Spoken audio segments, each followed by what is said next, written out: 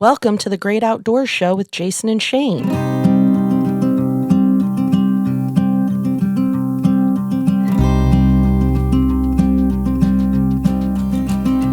The Great Outdoor Show with Jason and Shane. Well, hello. Good morning, good afternoon, good evening, wherever it may be for you. It's morning for us, very early for us since we were both up late last night. Yeah. We're going to get going in the show. We have a guest today, which we'll be bringing in. That's Mark Laine from Centerline Systems. And before we bring Mark in, talk a little bit about what we did in the outdoors. I'll start off. And this week, I've still been spending a lot of time with my hot tent systems, mainly just kind of doing a shakedown. So if you're getting ready to do any type of large event or go camping or backpacking or hiking, it's good to do some type of a shakedown. Essentially, what that does is that makes sure that that makes sure that you have the proper gear, the right setup, you're knowledgeable in setting it up in a timely manner. Uh, you don't have any broken parts, all the good things. So I've been digging in and trying different stoves in my hot tents. What about you, Jason? So I did something the outdoors tangent. I been working on getting my studio, not my studio. I've been working on getting my shop set up again so that I can start working on some new Woodlife products. So I've been trying to clean that out and get it set up so I'm productive in there rather than just have stuff laying around. And I have a couple ideas for some new Woodlife products I want to bring out in the next month. So Before we bring Mark on, I'm going to talk to you guys just a little bit about kind of my equipment of the week. And it's something that kind of has grown with me. And one item I just continue to bring back, and that is this Baco Laplander. It is a folding saw. I have beat the crap out of this thing, but look how straight that blade is. Isn't that's kind of the claim to fame with the Baco. So the Baco, you can use the crap out of it, and I've never flexed this blade or broken it clearly. This is the original blade. But it's super lightweight and it locks, it's solid, it's got a really nice grip. It cuts on the push and on the pull. So that's something to be aware of. So when you're pulling, you're cutting, and then when you're pushing, you're still cutting through. So sometimes it may not cut. It's an aggressive cutter, but it may not be as clean cut as you may prefer. And I would say medium tasks. For most of my outdoor like adventures where I really need to use a pocket saw, not something that's a larger saw, it tends to be something usually on the smaller side, and that's where this silky pocket boy comes into play. Okay, so since most times when I'm out in the outdoors, I'm usually dealing with like twig stoves and stick stoves and gasification stoves, kind of what I like. Um, this little silky gomboy has really grown on me. Or I'm sorry, the silky pocket boy. The silky pocket boy has really grown on me. It's got a great lock on it, and the only thing that I've really ever had an issue with on this guy is the blade sometimes will flex when I'm cutting with it. Other than that, this has been a really good blade. Now the thing is this guy right here only cuts on the pull. So when you push it, you're actually cleaning out your cutting path. And then when you pull it, you're cutting and you're cleaning and cutting and cleaning. So this is a really smooth cutting device. This is a little more aggressive, and it honestly doesn't cut as well as the Silky, but I keep going back to it because it's just so robust. how long do you say you've had that and been using it? The Baco. Mm-hmm. Oh, geez. So you've had your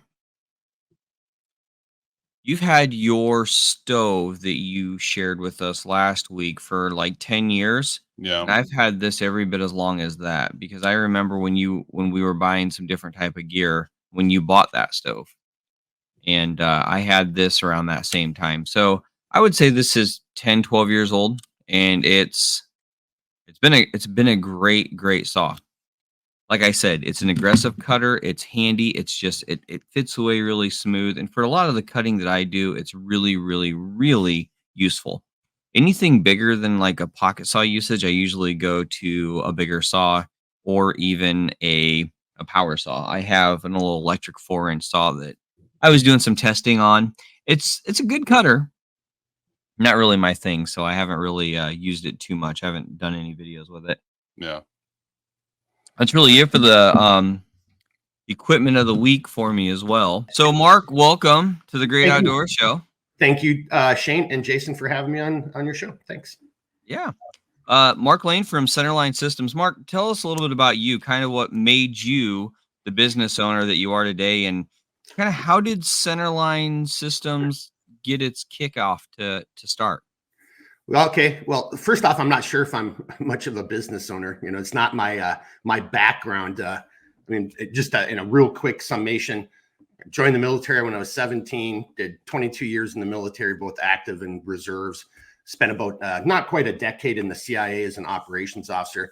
And when I left the CIA, this was 2012. Yeah, in essence, about 2012. I moved back to northern Minnesota, where I'm originally from, and I took a year off just to get my head on straight again and got back out in nature. You know, I basically hadn't been hunting in years and hadn't been, you know, I was doing different kind of outdoor activities, so to speak. So I just wanted to get back into being in the outdoors. Took a year off, and I was going to actually start a training company initially. And then as I was working with a buddy of mine, and we're starting to set up this company, and I was doing some classes, and it was a lot of handgun related type of courses. And, you know, I just didn't have any belts other than like my tactical belts. And even then, you know, there's a difference between everyday carry, concealed carry, and then just the overt tactical side of it.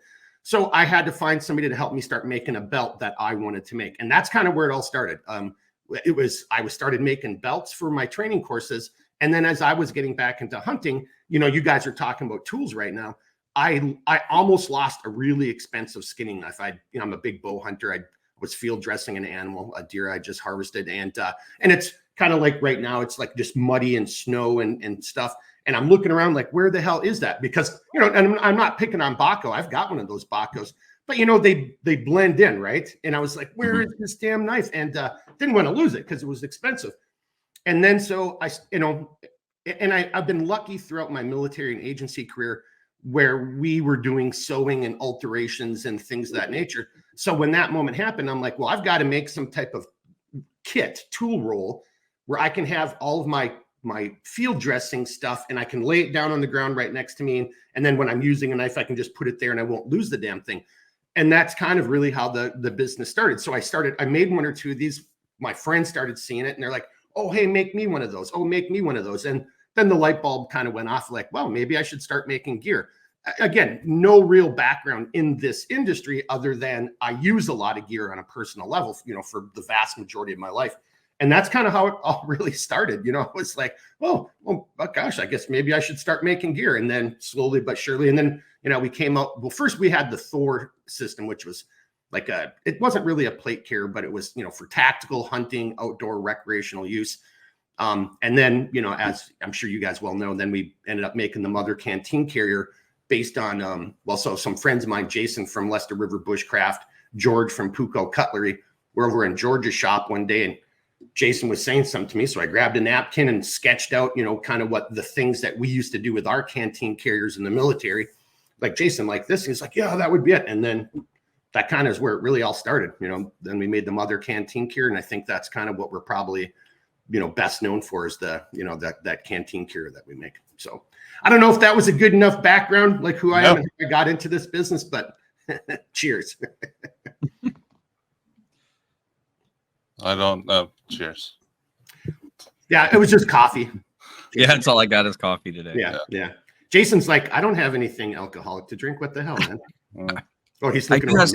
I don't have anything to drink. I do have some sipping coffee, but it's still a little early for me for that.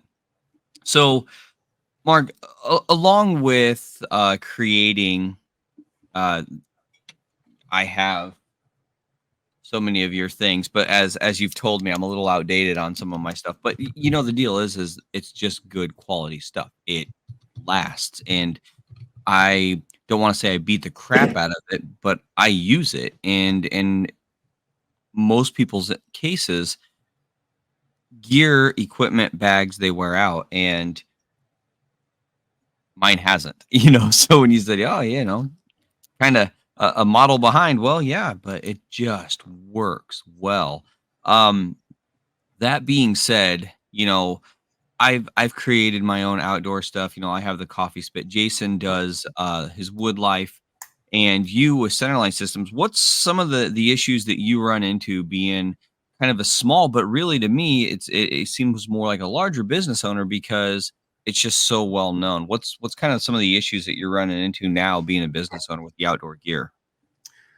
Well, I'll just kind of take it back to, and thank you for that compliment. That's what we're trying to accomplish, right? We're trying to make high quality handcrafted gear. And, from as a business owner perspective, when I started making gear, the one thing I said to myself is I'm never going to make and put my name on anything that I don't believe in. I'm not going to use cheap ass materials. I'm not going to, outsource this to cheap ass Chinese labor. So, I think, one of the main problems or the issues as, I started getting into the business, and I kind of made that joke. I'm not really a business guy. It's not my background, but there's truth to that because, you're sitting there trying to figure out, well, how do I source this material? Where do I get it? What is the market going to kind of support?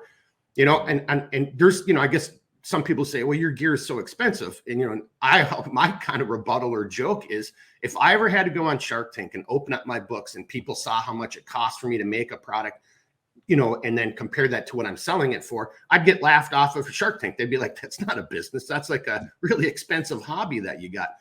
So I think sorry, I didn't mean to cut you off. I think a lot of people that don't spend time trying to make something forget how much time it takes to make something, especially the development phase when you're trying to get something right. And you need to get paid for that time. You should get paid for that time anyways. Well, so, Jason, I agree. And that's kind of, maybe it'll be a somewhat funny story. So I had somebody get mad at me last week because I still get, probably once a month, a couple times a quarter, a few times every 3 months, I'll get somebody who talks to me about like, hey, can you make a one-off or can I do a special request or a custom request? And, if it's a small thing, like I just added some additional webbing on one of our folding saw pouches actually for a customer. And I was able to do that because that wasn't reinventing the wheel. And, Jason, to your point, but this guy kind of was giving me the raspberries last week because I was trying to explain this to him. I'm like, well, he's like, well, just do this. And I'm like, it doesn't work that way. There isn't, well, just sew it together. We've got to sit and prototype it, think it through. I've got to redo it. It's all new. That change you want me to make is basically me making a whole new product. And then, Jason, to your point, you've got to sit there and go through all that process, and that takes time. And I think that's kind of when Ben really one of the I don't know when you say like, the negative aspects, but sometimes you get people who just don't understand what that takes. And, again, kind of bringing it back and, oh, Mark, your gear's so expensive. I'm like, no, it's not. I mean, go to work tomorrow. Let's say you make $100 a day. Go to work tomorrow and tell your boss you only want to make $25. People are like, well, I would never do that. Well, of course. So why do you expect me to do that? Right. So that guy who got mad, I'm like, look, I can do this for you, but that's going to be 2 people's labor for a day. Then I got to send you down the prototype to make sure I've done it within the specs. Then I make the tweaks. We talk to each other. I mean, that's still time, right? That's still work. And then I make you a new one, and I'm willing to do it, but I just want you, the end user, to know that, hey, this could take 2 to 3 days to just figure it all out and get it dialed into the way you want it. And unless I'm going to sell you 100 units of that thing, well, then I can't eat that R&D time and that prototyping and all that material cost and especially the labor, right? Because, I mean, Shane, this is where I'll kind of end this, but you have my gear, and I think if anyone else out there who's watching this, has a piece of my gear, you'll see the quality of the craftsmanship we put into it. This isn't, wham bam slapped together by somebody overseas who doesn't give a shit if the stitch is within the selvage or those type of issues. I'm not saying it's going to, help you defeat a grizzly bear or Sasquatch, but you get the point. It's pretty bomb-proof, unless it's a real bomb, and that's a different story. That actually happened to a couple pieces of gear in the recent madness in Eastern Europe. But no, I mean, Jason, to your point, just wrapping it up, it's just tough. I mean, that's kind of one of the more difficult things, I think, and that's kind of the advice I give to anybody if they're trying to start something. It's like, hey, you've got to really look at this. You've got to see, what's your time worth? What's your labor? How are you going to source this? You can go buy a cheap ass $40 pouch for whatever the thing is, and it's made overseas. And you might say to yourself, oh, look, I only had to pay $40. My comment to that is, yeah, but that overseas manufacturer, it probably only cost them $5 to make that product. I mean, their margins are huge. They're not doing this to only make $1, right? So, and where they're making their money is because the material's cheap and the labor's cheap. And then as a result of that, you get cheap ass gear. And I don't know if this fits into the theme of your guys' show, but do you really want to go out, whether it's as law enforcement, military, or just or just even a Sunday, camper, hiker? Anytime you walk out into the woods, I mean, that is potentially a dangerous situation. I mean, it just is Mother Nature. You could trip and break your ankle, and now you're 10 miles out in the middle of nowhere, and all you've got is flip flops and no way to protect yourself from the sun. The wet, inclement weather, get water, have food, signal for help. So you got to have a good piece of gear because, in my humble opinion, because Mother Nature is relentless. And if you don't take it seriously, you could find yourself in a bad situation. So why not have a good piece of gear that you can trust and rely on, as opposed to, hey, is this thing going to fail me halfway through my adventure, my camping trip, or my family outing? I don't know if that quite explained it. I kind of went on a little bit of a tangent there, but I hope I kind of answer. No, yeah, it definitely did. And I mean, I can't emphasize enough how much of a difference for me personally, something being made in the United States versus overseas, especially like Asia, means to me. I would much rather get something made here for many reasons, but mostly the quality and keeping my money within the United States. Just on that note, on a point of like personal, whatever you want to call it, but I've had people ask over the years, like, why I don't put a made in USA label on my gear? Because to me, my logo that goes on every piece of gear, it's not just made in USA, it's sourced from other US companies. It's US, mil spec, very compliant. Other American workers are producing the materials that we're using for other Americans then to put together to sell to whoever wants to buy it. I mean, I have a pretty good international customer base. But, Jason, to your point, there's a lot of companies. Well, here, I hate to say it. You guys all know, I'm not going to throw them under the bus, but everybody knows probably who makes this mug. This is an American company, but it's not manufactured in America. Maybe there's an American employees assembling it, but, that actually is kind of and maybe that's why I kind of just brought this up, because it's a sensitive subject for me. I just wish there was more actual manufacturing back in America nowadays. Jason, or correction, well, both of you, Shane, I'm sure you do too, know this, but, like stainless steel, titanium. I don't think there's even a single stainless steel producer in America anymore, is there? Not that I'm aware of. Yeah. There's companies, but I don't think there's actual any like manufacturing or producers. I think everything is pretty much outsourced. And I could be wrong, but from what I know, or at least from what I own, even, veteran owned American based companies are American based. And yeah. So yeah, well, it's just, it's just a sad thing, I guess. That's really all I'm kind of pointing out. And I like what we're doing for those reasons. And I might fail as a business because of those reasons. I mean, let's just be honest. In this marketplace, I am competing against all those other ginormous companies that, slave labor, shitty material, and that dominates, the marketplace for the most part. I do think that there is a growing consumer base that wants to support American companies and actually places value on high quality gear that's designed by people who are out doing these same things, or who have those experiences, just like you guys were talking about at the beginning of your show. All right, what's the piece of gear that we're going to talk about? And, what did you do? How did you get outside and how did you use it?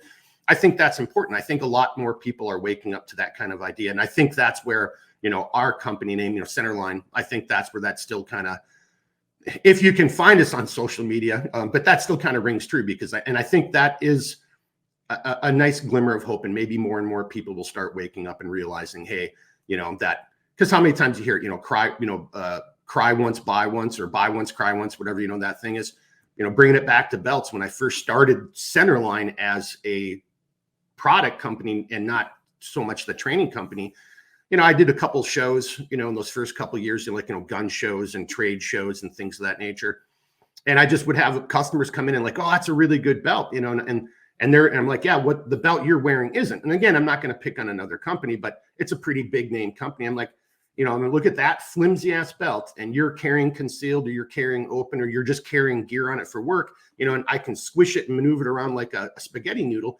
And I'm like, and then there was a bunch of people around my booth, and I'm like, and how many of those belts? He's like, well, this is my third one in a year and a half. I'm like, one of the guys who does our podcast on Mission Critical, Jeremy, I've known him since I've kind of moved back into the area. He still has one of my original belts from like 9 years ago, and it's still rolling. So there's a difference, spend $50 on a belt and buy 3 of them in the course of a year, or spend $100 on a belt and it's still rolling with you, 8 to 10 years later. So,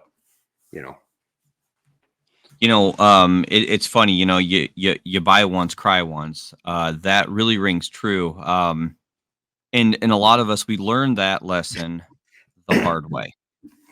I've talked to a lot of people for outdoor gear and equipment, and they're always like, oh, well, this is really similar. This is close to it, or this is just more affordable. But in the end, they end up spending money for the more expensive, higher made, better quality product, because it's higher made, better quality.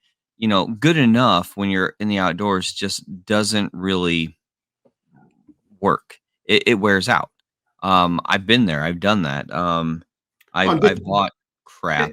And if I can just interrupt just kind of briefly, like when someone says good enough, how would you ever settle with that? Like, so here in my business, over the years, trying to hire people who pass my sewing test and all that, and then they start coming in on a trial period, and you show them how to do it. And here's the standard that has to be met. And then they start deviating from that standard, and they're like, well, it's good enough. I'm like, okay, you're done. That's not good enough, right? Because to your point, what you just said, Shane, and maybe I'm the weirdo for this, but I view it as anytime you're walking out into the woods, yeah, you don't have to call it a combat patrol or any of that kind of stuff, but you are going out to an environment that you don't control, and you don't have, Mother Nature has a say in it. And if you're just saying to yourself, well, this is good enough, I mean, do you really put your own life or the life of your family in the hands of good enough?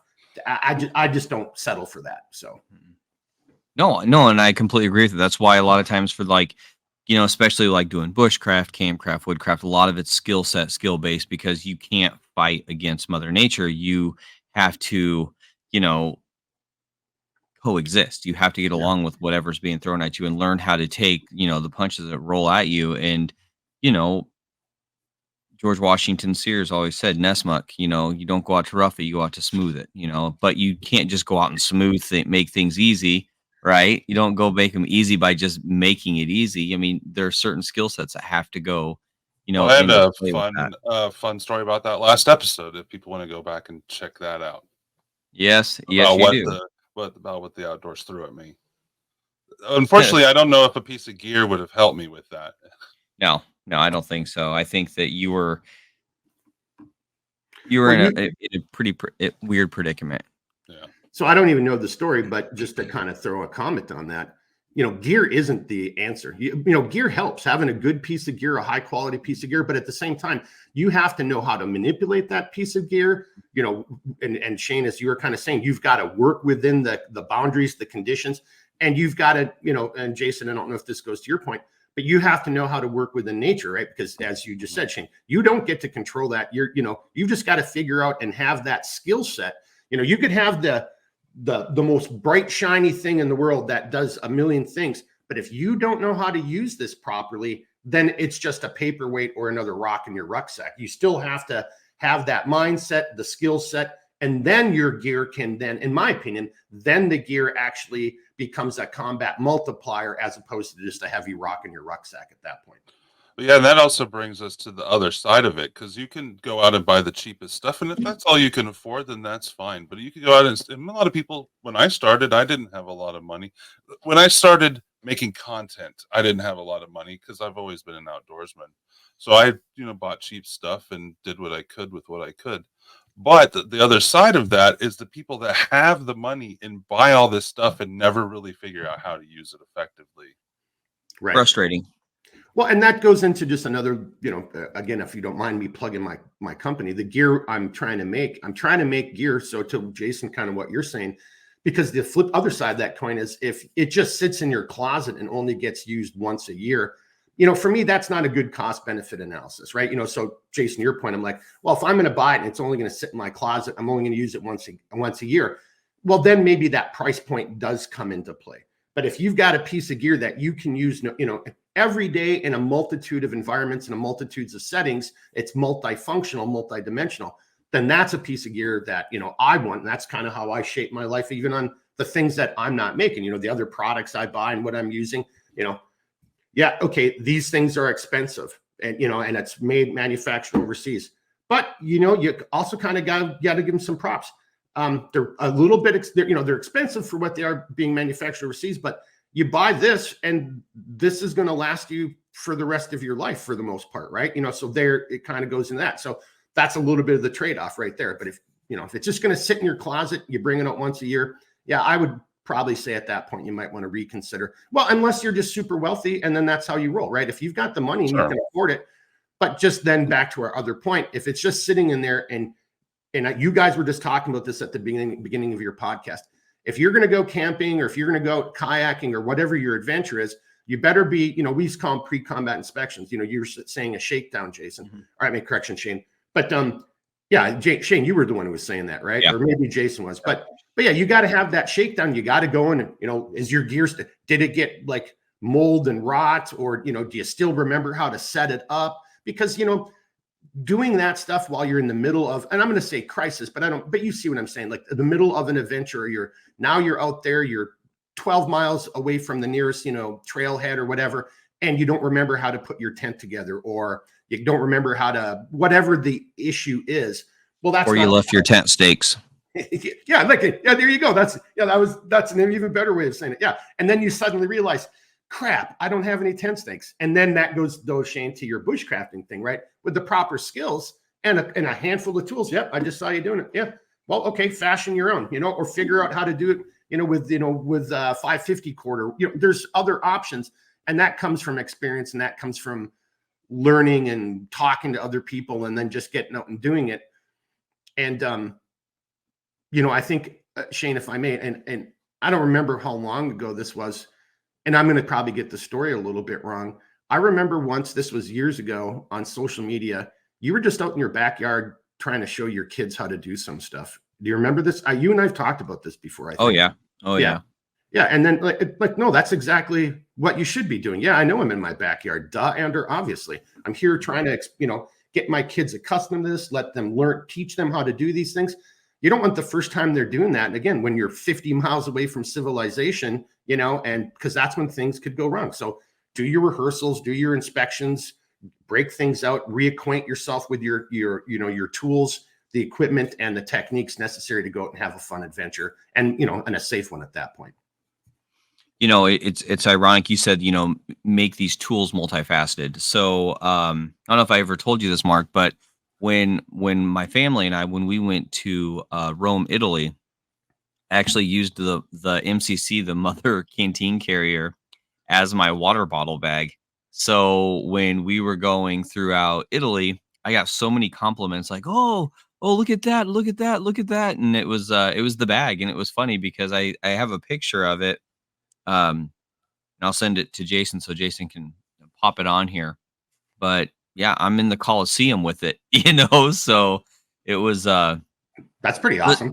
Yeah, it literally has traveled around the world with me, and into the woods, into the creeks that I go, and it's been into the mountains. It's been everywhere with me because it's just a solid piece of gear. So yeah, I don't know if I ever told you that I actually took it to another country with me, but it was pretty awesome.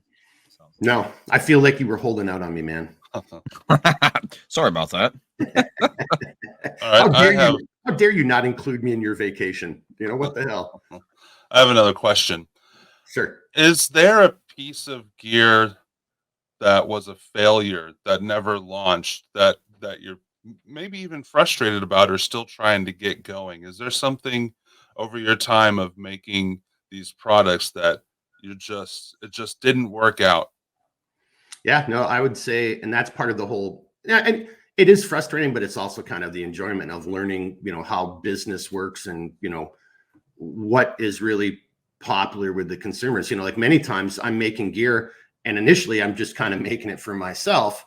And then, with some tweaks or whatever, then maybe other people like it. But there's sometimes where I'm just like, hey, it works for me. I got mine.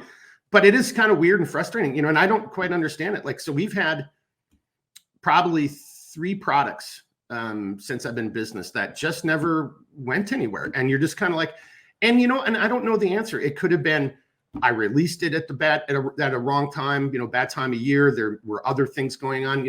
Look, the economy over the last couple of years has clearly not been very, beneficial to most people. And when people are making a decision like, hey, I've got enough money for 2 gallons of gas or a gallon of milk and a dozen eggs. Well, those people then aren't probably in that. When you're in that decision-making cycle, you're probably not looking at gear. I don't know if, or maybe somebody came up with a really popular handgun or whatever the greatest and latest was in whatever field. And then therefore the attention kind of wasn't over on that side. I have no idea how to explain it. I mean, so of the 3 products I'm talking about, I'm still using 2 of them. And so, okay, again, on my side, I'm like, I got mine, but they're no longer on the website. And it was baffling. Like, okay, I don't understand this. Why is this not? And, I don't know. I mean, is it the economy? Is it something else going on? Is it that the product really sucks? I mean, that's always the possibility, right? And, or it just doesn't, or I haven't done a good enough job of trying to explain the functionality or how, why this would be a good product. So yeah, I don't know, Jason. It's just weird, but yeah, I've had a couple products that never got off the ground, and you're just like, okay, I guess back to the drawing board. I do have about 12 other products that if I had, a more qualified, employees, I'd like to get off the ground. But hey, would they all be successful? I'm not 100% sure. I'm starting to learn that. Yeah, not everything takes off. Some things do, some things don't. Just kind of is what it is sometimes. Or I'm just a total knucklehead, and I thought it was a good idea, and it was really a horrible one. That's how it's. Well, those products that did sell a few are now collector's items, and they're like out there in the field, and people talk about them, but they can't get them anymore. That's a great way. Yeah, I should promote it that way. I should have actually said, hey, yeah, you've got like the only one of 4 that has ever been produced, type of thing. But well, what was one of them? Do I have it? I don't think you do. Did I? Well, I maybe. Did you ever get that SSK? So it was like a foldable pouch. No, I remember the SSK though. I don't have that. I don't know. I liked it. I thought it was a really cool way to store a lot of smaller type items. So you could make it into a very specific kit, whether it was your fire kit, a med kit, a boo-boo kit, emergency signal kit, You could. I thought it was pretty functional. I still got mine over in that kind of direction in one of my gear bins. Yeah, but it just never really took off. That was the one of all the ones that we did. That was the one that was the strangest to me. I'm like, we put a lot of time and effort, going back to Jason, there was a lot of R&D and figuring it out and trying to like, how do we make this work? Because again, it isn't just as simple as we'll just sew it together. And then trying to make sure, do those tweaks, make a couple of them, do some field testing. Yeah. I mean, I don't even honestly know how many we sold. And I think just on that note, so we've got another product out right now, not to talk about, my failures, but it just is, I don't know, maybe I'm just not that, what I thought was a good idea. Maybe the market doesn't really think it's a good idea. And that's our mobility panel. Where you can then pick and choose what items you want. So no matter what your scenario is, hey, today I want to carry this. Hey, tomorrow I want to carry this. Take that off, replace it. Yeah, and it's got an interior where you can put, gear inside of it as well. You can wear it as like you could wear it as a baldric. You can attach it to your seat. You can throw it over your shoulder. You know, you get to your campsite, you could wrap the shoulder strap around a tree, and there's all your gear, you know, in its own little pouch, you know, whatever your pouches are. So you don't even have to have my pouches. If you've got any pouch that you've already purchased and has Molly, this gives you that ability to kind of mix and match and plug and play. Yeah, we've sold a handful of them. That's the MMP. Yeah, yep. And I don't know if that's a matter of the economy. I don't know if people just look at it and say, yeah, I'd rather just throw my shit in a rucksack. You know, for me, it was like, yeah, you know, because the reason I made it is because I was, you know, every time you have something in your rucksack, the thing you need, for me anyway, always seems to be at the bottom. Yep. Yeah. It's on the So bottom. I was like, yeah, I don't need my rucksack, but I'd like to have, I always need this pouch full of my electronic gear, this with some of my first aid, you know, and I can just, and then if I'm going, and I did this, and then if I'm going to go turkey hunting or deer hunting or grouse, I can take those couple pouches off, throw my, so what I did on mine, and then throw my dump bag, because it's just so easy when you're grouse hunting, just to have a dump bag with some Ziploc bags in there, and then you can just process your animal and just throw them right in that dump bag. Yeah, and then I can plug and play and make it work for me, you know, contingent upon the circumstances or the, you know, whatever it is I'm doing. But yeah, I don't know what the reason behind that, why that hasn't really moved as well. Could be the economy. Could be most people just want to throw, it's, you know, most people disagree with the concept and they would rather just throw things into a rucksack. Yeah, I'm not smart enough to know that maybe the market or those other, you know, in economic reasons behind why something doesn't move and something does move. So, well, I really like your CFSE, the burrito bag. That's always been a favorite of mine, because, you know, sometimes when I'm, well, not sometimes, most times when I'm in the outdoors, I love to take a camp stove. I love stoves, you know, and it just works well because, like you said, you know, you have your pack, you have your bag, you have all your stuff in there, and then, of course, the thing you need is at the bottom. Well, if you have, say, something like a Kelly kettle or a larger stove, the burrito is perfect because I can just literally put all of my gear in one bag right here with a shoulder strap, and then my pack is on my back. So I absolutely love it. I've been a fan of that one since you came out with that one. So one of my favorite bags. Your stuff is really modifiable, like customizable on your website, where you can change the color of nearly everything that has to do within the product. You don't just have the product for sale and say, here's green or here's black. You can change every little aspect down to the thread, it looks like, on almost all your products. Do you have all that stuff made in every option, or do you make it per order when it comes to stuff like that? No, every order that we make is done per order in the sequence the orders arrive. So everything's straight up handcrafted from the ground up.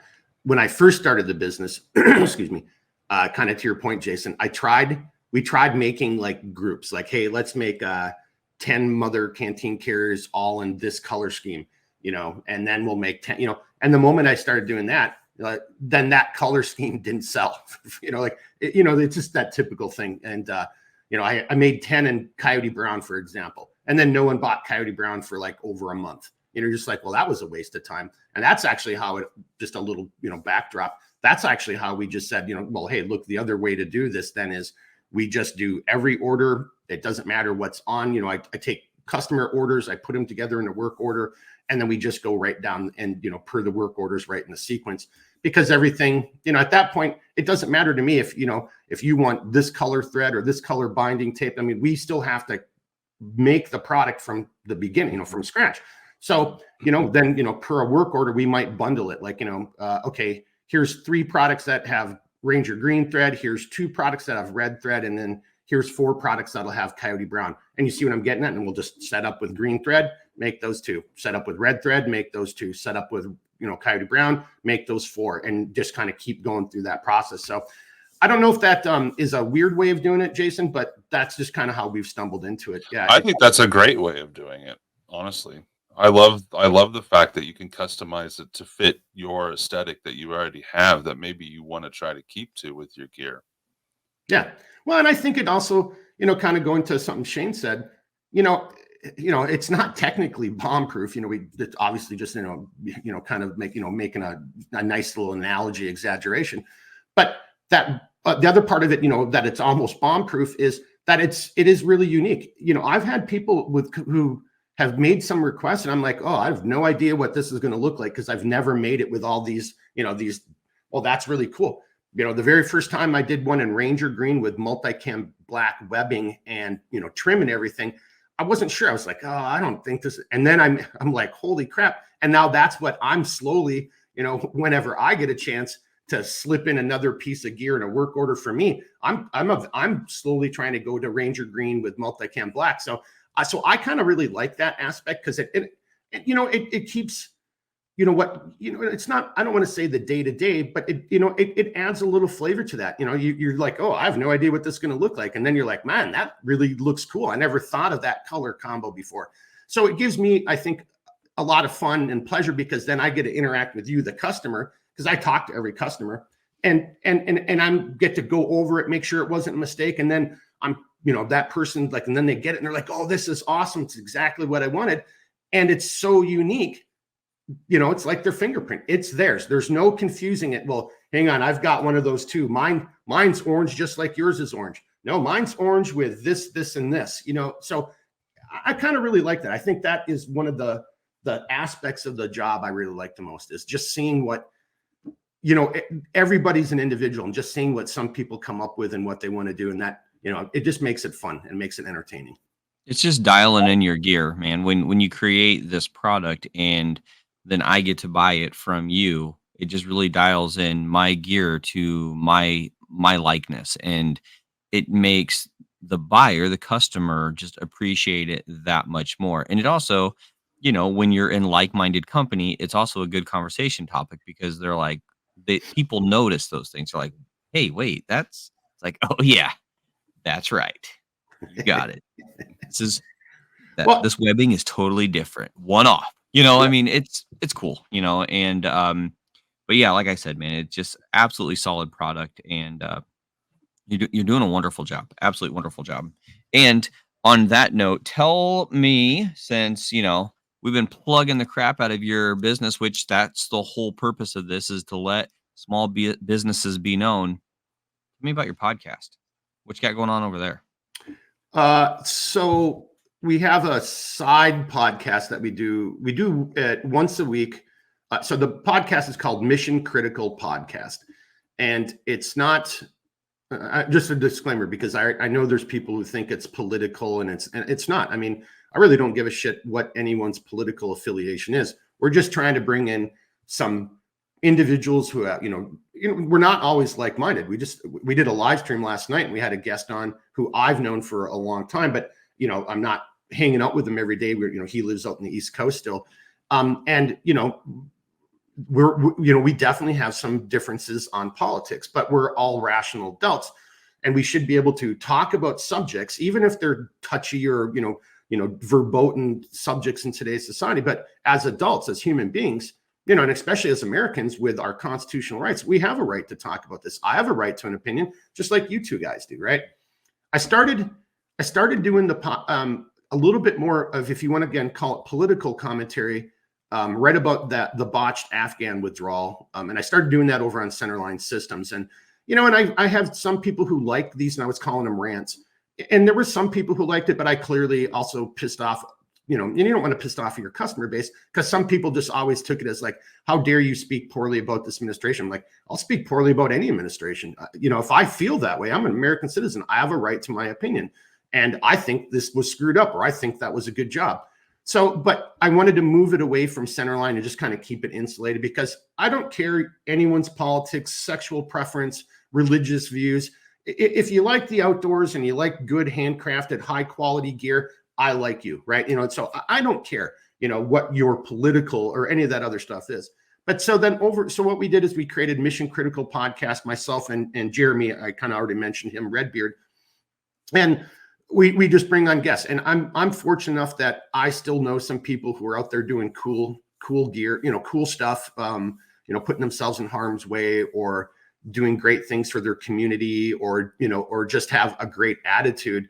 And we bring these guests on. Some are former FBI, officers. Some are former CIA guys. Some are military guys. Some of them are still in doing that kind of work. And, they kind of do they come on as a guest, under some type of, light disguise or alias type of thing, because they can't really expose themselves too much. And we just try to talk about subjects. We've done everything to, like, what does it mean to be a man? And that might get some hate. Like, well, I can't believe you guys are. What do you mean? You can't talk about being a man? I'm like, no, we definitely can talk about being a man. So my friend who I was in the agency with, he's got a group he's out west, and it's called Reno Dads. And he created a group so fathers could have a way to talk to each other and kind of work through the things about fatherhood, how to be a better husband, how to be a better father. What's it like if you've got a daughter and she's, X, Y, and Z, you can see where, those type of conversations would go.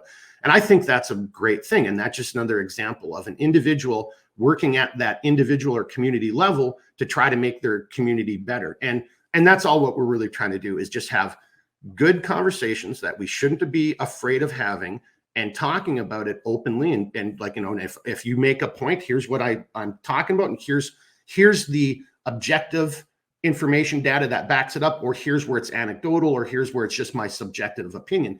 And so that's what we're kind of doing over there. And, my last little comment on that is, and that's not very well received in social media nowadays. So, the powers to be that own that stuff really, we've definitely. Well, as a longtime experienced podcaster, and not that you're not experienced and you don't know this already, but your audience will find you, and anybody that has a problem or gets offended by something that's said is not your audience anyways. And you shouldn't worry about capturing or placating to those people just because you're worried about losing that listener. I do completely understand trying to insulate your business from it, though. That's a completely different thing. Well, I don't know if that was what I should have done. But, again, I Centerline Systems, our channel isn't huge.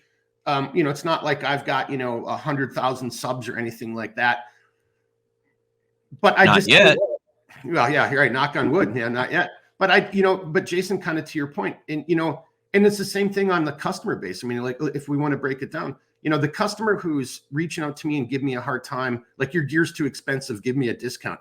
That's probably not my customer anyway, as you just said, right? Like, I seriously, in the years that I've been doing this now for, 6 years, I've had a handful of customers where it's just like, you just feel it. You just know it, that no matter what you do, it's never going to be good enough for this person. Because there are people out there who, because our society has become this way, and it's kind of rewarded, who bully their way, or like, hey, if you don't do this, I'm going to talk smack about you on social media. Or, I had one person who claimed that I gave him a 30% discount. Like, well, no, I want my 30% discount. I'm like, we don't have a 30% discount. And they're like, and they had this little piece of paper. No, this came with my package. I'm like, no, it didn't. They're like, yes, it did. And I'm like, ma'am, I'm the one who packaged up your gear. We don't have anything like that. There is no, we don't, some companies will give you a little like card, 10% off or 30% off, whatever it is on your next order. And they were just trying to bully me and like, dude, you're such a lying piece of blankety blank. And I'm like, you can let everyone know. I mean, because you're just exposing yourself. Because look, maybe, and I try to give them an out, like, hey, maybe, you were opening presents and somebody, or other pieces of gear, other items, and somebody else's paperwork got mixed in with mine or something. That's a possibility. And I'm not trying to be a dick, but I'm just telling you, I don't have a 30% coupon code. That's nothing. We don't produce anything that, like, that even resembles what you have. And I'm the guy who packages up all the gear. So, I'm calling BS on it. So you still kind of get that. And Jason, to your point, maybe that's a business thing I need to do better on, and even on the podcast, and even on the Centerline Systems videos for gear. Yeah. I mean, there's just going to be haters out there who just, who use your platform to, I don't know, voice their insecurities or, their psychological trauma or something. I don't understand it sometimes, to tell the truth. Jason, does that go along with what you're saying? Or? Yeah, there's at least in podcasting, there's 2 rules. Just do it, and don't worry about the bad reviews. And I guess the third one would be have decent quality audio and video. I would probably say that, good or bad is good for you. I mean, no matter what, it's always going to shine light towards you. So yeah, I don't worry As about far the as bad. podcasting goes, that probably is true. Yeah. Yeah. Well, you know what? Now I might just be expressing my actually my own human, emotions. I'd like to say, hey, I've got big shoulders, but there's some things that just, it gets under your skin and it bothers you. And whether it's on the podcasting world, like again, when I started talking about politics every now and then, or even over on Centerline Systems, some of the comments and the accusations and charges, what people were doing on the negative side, it was just, it does, it hurts you a little bit. You're like, that's not what I said. I mean, how did you interpret that? Or that's not what the meaning is. Like, look, 13 American service members just died because and I can't bring that up and talk about it from my own personal experiences, from my own background, and and doing those type of things in those parts of the world.